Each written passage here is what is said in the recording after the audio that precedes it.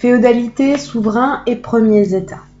10e, 15e siècle. Voici un résumé de la leçon pour vous aider à réviser le contrôle. Ces deux cartes montrent l'évolution du domaine royal entre le 10e et le 15e siècle. Le domaine royal apparaît en bleu, le vert c'est pour les fiefs des grands seigneurs où ils ont le droit de ban. À partir du 10e siècle, les rois de France cherchent à établir leur pouvoir sur tout le royaume. En effet, au départ, le domaine royal est très limité autour de Paris, Orléans et Senlis.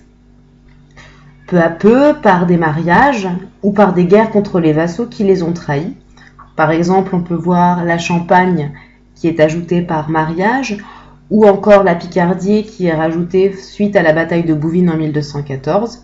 Grâce à tout cela donc, le domaine royal devient bien plus important.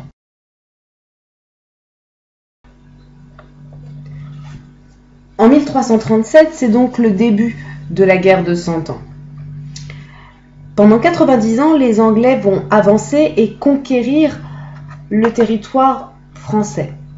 On les voit par exemple s'installer à l'est et au nord de la France dans les territoires qui apparaissent maintenant coloriés en rouge. Les territoires qui vont apparaître en orange sont aux mains des Bourguignons. Ce sont des Français, des grands seigneurs français qui passent une alliance avec l'Angleterre. Ils sont tellement puissants qu'ils forcent le roi Charles VI à déshériter son propre fils et à donner le trône à son gendre Henri V, roi d'Angleterre. Cela se passe en 1420, c'est le traité de Troyes. C'est alors qu'à Domrémy, dans les terres bourguignonnes, une jeune fille, Jeanne d'Arc, dit recevoir l'appel d'un ange. Il faut qu'elle prenne les armes pour aller rétablir le vrai pouvoir royal. Pour cela, elle doit traverser la France à cheval. Avant de partir, elle coupe ses cheveux pour prendre l'allure d'un garçon et s'équipe d'une armure. Il faut que le roi soit couronné. Charles VII, le dauphin. Pour cela, ses cheveux s'installent sur...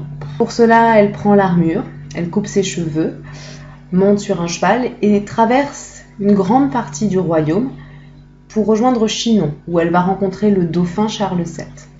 En effet, pour que celui-ci devienne un vrai roi et qu'il ait réellement le pouvoir, elle doit le faire couronner et sacrer à Reims.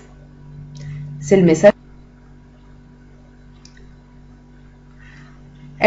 Jeanne d'Arc se lance donc dans un grand voyage où, première étape, elle va rencontrer le futur roi à Chinon, avant de libérer la ville d'Orléans, alors qu'autour d'elle, le peuple se réunit et sent pour une première fois le sentiment national, le sentiment d'appartenir à un État.